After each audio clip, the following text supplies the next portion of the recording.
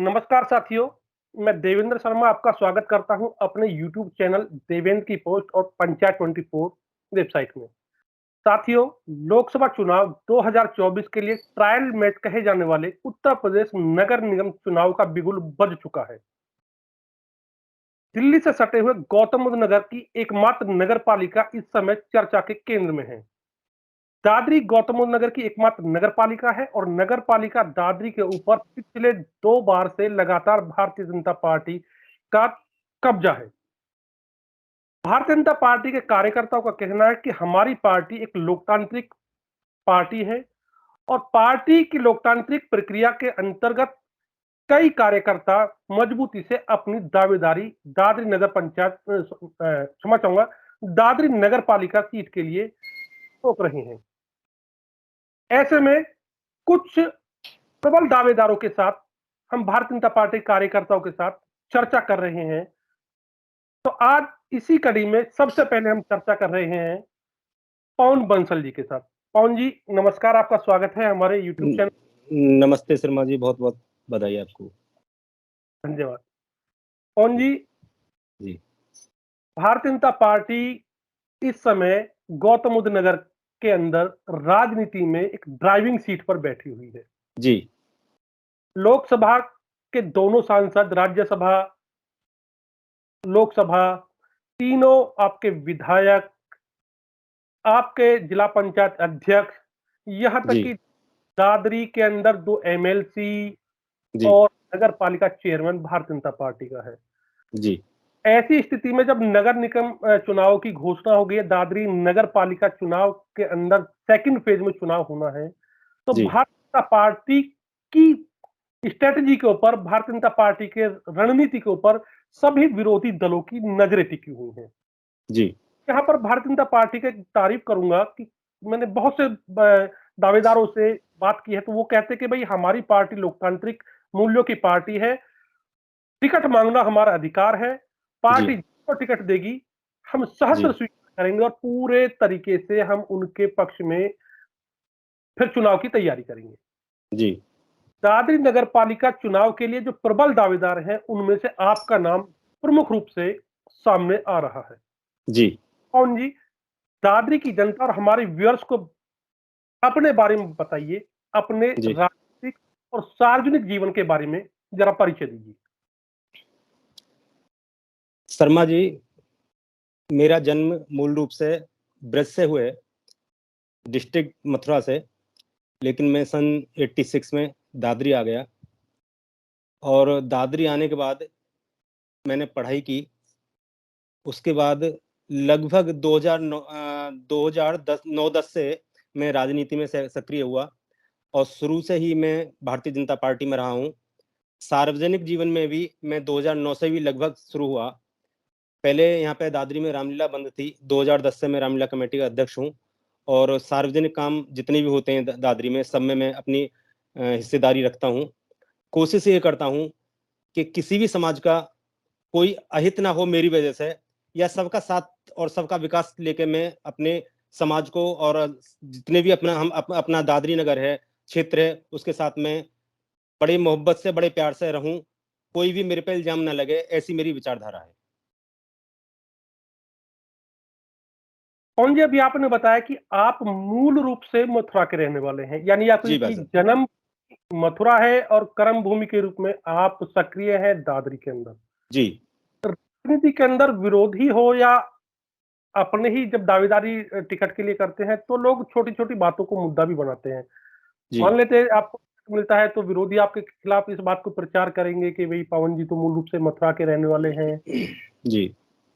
के परिवेश से उनका इतना परिचय नहीं है, तो ऐसे लोगों के जो हमला होंगे, आप राजनीतिक तौर पे जवाबी इस तरह के हमले होंगे, तो उन्हें कैसे काउंटर करेंगे आप? क्या जवाब होगा कि आप मूल रूप से बाहरी हैं, यानी कुल मिला के आपके ऊपर हमला होगा कि आप तो बाहरी हैं, दादरी के स्थानीय कार्यकर्ता नहीं है? भाई साहब देखिए, 12 साल में तो हर जगह की नागरिकता मिल जाती है। अब हम बात करें मूल रूप से कि मैं मूल रूप मेरी जन्म स्थली दादरी नहीं है, कर्म स्थली मेरी दादरी है।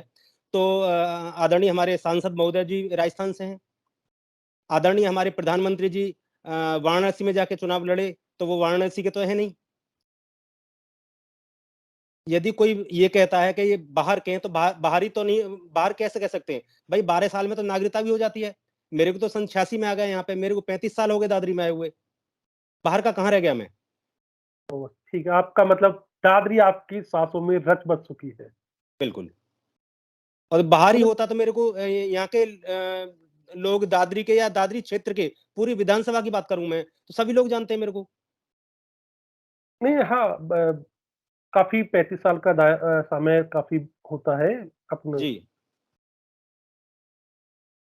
पवन जी, जब किसी लोकसभा क्षेत्र हो, विधानसभा हो या नगर निकाय चुनाव हो, कोई जी पद या कोई सीट किसी विपक्षी दल के कब्जे में होती है, तो जी उसके खिलाफ टिकट मांगना और अपनी पार्टी के सामने दावेदारी रखना एक आसान काम होता है। जी दादरी नगर पालिका परिषद ऐसी सीट है जो पहले से ही भारतीय जनता पार्टी के कब्जे में है। जी उसका अध्यक्ष भारतीय जनता पार्टी का कार्यकर्ता है। जी।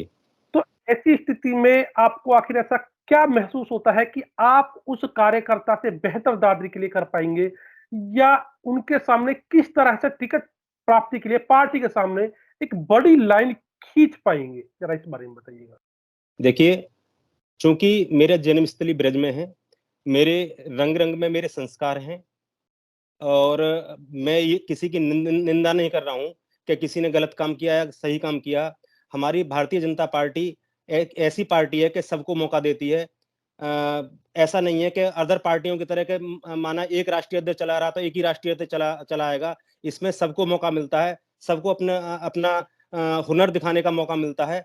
तो मेरा भी यही मानना है कि यदि बदलाव आएगा तो कुछ ना कुछ तो नया दिखेगा दादरी नगर के लिए। मेरी बहुत सी मेरे मन में बहुत सी इच्छा है कि दादरी के लिए मैं कुछ करूं।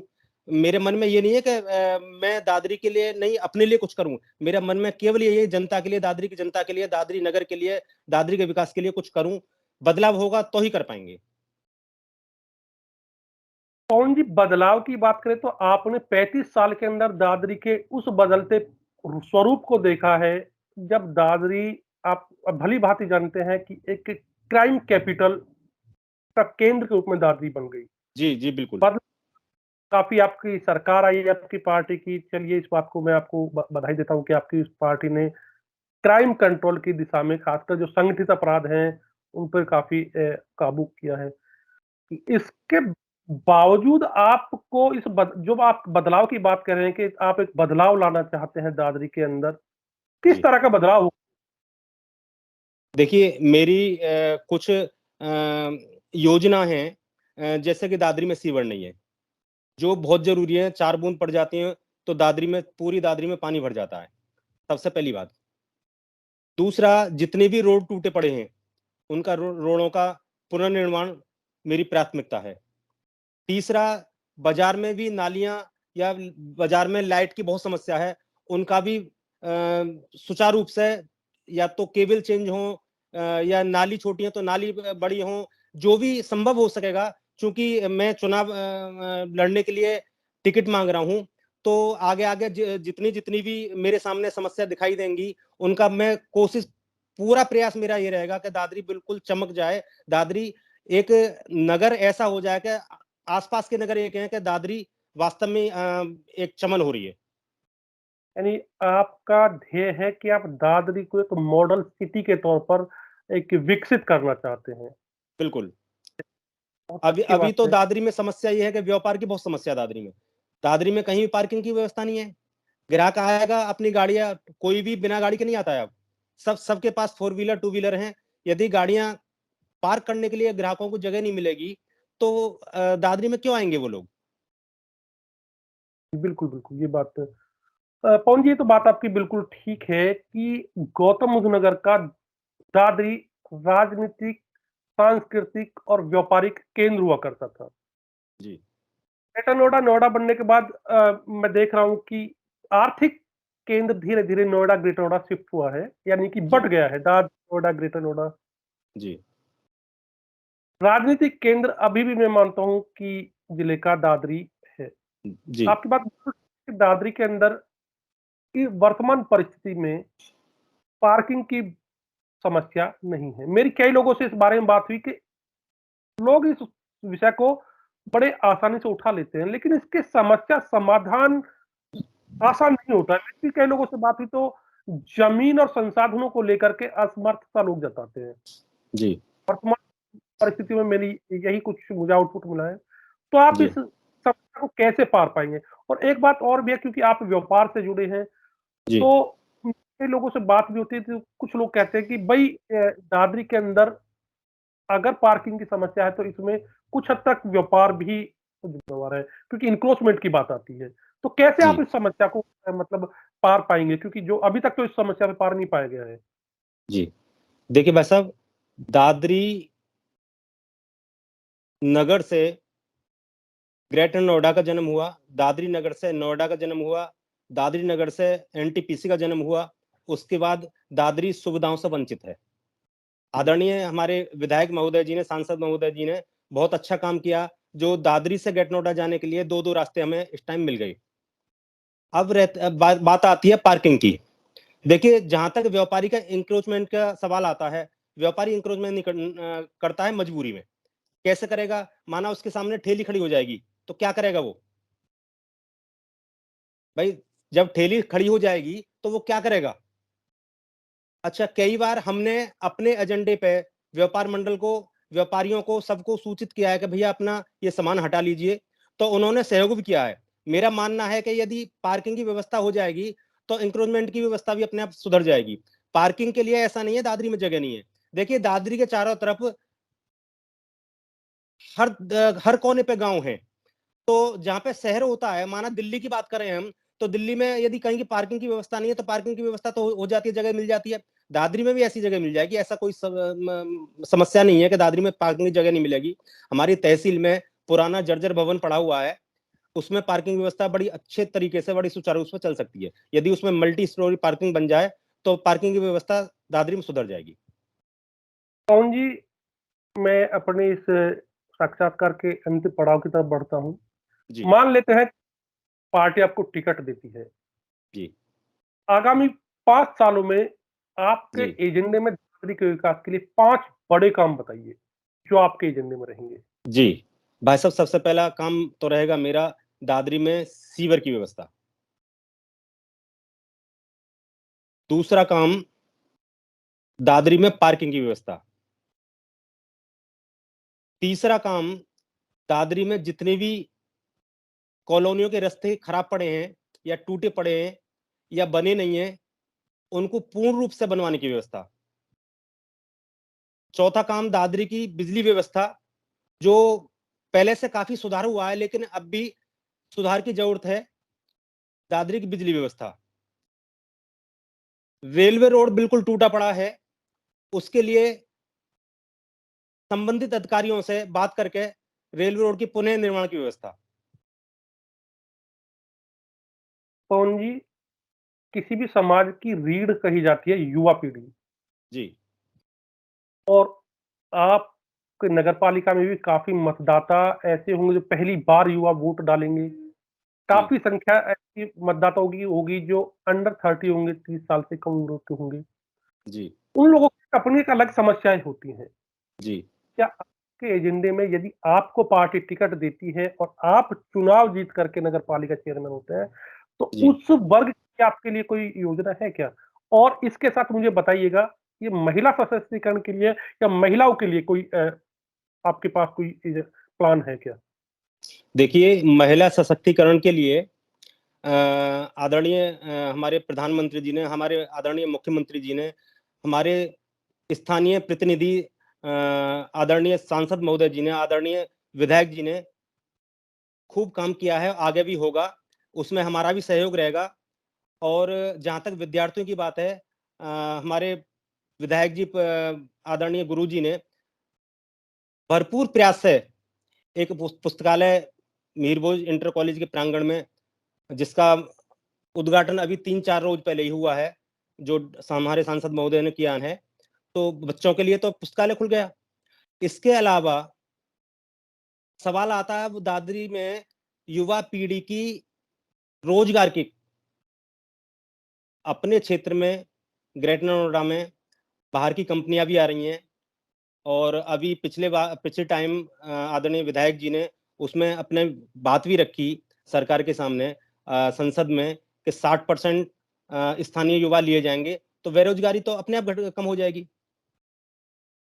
दादरी के अंदर कोई अच्छे खेल के मैदान की व्यवस्था भी नहीं है पवन जी, वो आपने शायद दादरी के मैदान में खेल की व्यवस्था है, लेकिन वो इस टाइम आप ये मान कर चलें कि बिल्कुल निष्क्रिय पड़ा है। अग्रसेन इंटर कॉलेज खेल का मैदान ही है। अग्रसेन इंटर कॉलेज के बाहर की जो जमीन है वो खेल का मैदान में ही दर्ज है। उसको हम डेवलप कराएंगे। मेरे इस पड़ाव का अंतिम सवाल है कि पार्टी आपको क्यों अपना उम्मीदवार बनाए? जी, बहुत अच्छा सवाल किया आपने। देखिए, मैं 13 साल से पार्टी से जुड़ा हुआ हूं। आज तक जो भी पार्टी ने मेरे को आदेश किया है उसका मैंने पालन किया है। ऐसा नहीं है कि किसी पार्टी के काम में मैंने विघ्न डाला हो। दूसरा, मैं सामाजिक कामों में बढ़ चढ़ के हिस्सा लेता हूं, पार्टी के कामों में बढ़ चढ़ के हिस्सा लेता हूं। और चूंकि मैं वैश्य समाज से आता हूं, वैश्य समाज को पूरे जिले में कोई पदवी नहीं है, तो इस नाते हमारा क्लेम भी बनता है। अब ये पार्टी के ऊपर डिपेंड करता है, शीर्ष नेतृत्व के ऊपर डिपेंड करता है। जो पार्टी का आदेश होगा, जो पार्टी आदेश करेगी, उसका हम पालन करेंगे, उसको हम स्वीकार करेंगे। बहुत बहुत धन्यवाद पवन जी, आपने बड़ी बेबाकी से हमारे हर सवाल का जवाब दिया। साथियों, इस तरह के अन्य इंटरव्यू देखने के लिए आप हमसे जुड़े रहिए। यदि आपको हमारे इंटरव्यू अच्छे लगते हैं या हमारी वार्ता अच्छी लगती है तो हमारे वीडियो को लाइक कीजिए। अपने सवाल जो भी आपके मन में हमारे इस वार्ता को लेकर हैं, हमें कमेंट बॉक्स में लिखकर अवश्य बताएं और हमारी वीडियो को अपने साथियों के साथ अधिक से अधिक शेयर करें। नमस्कार। नमस्कार, धन्यवाद।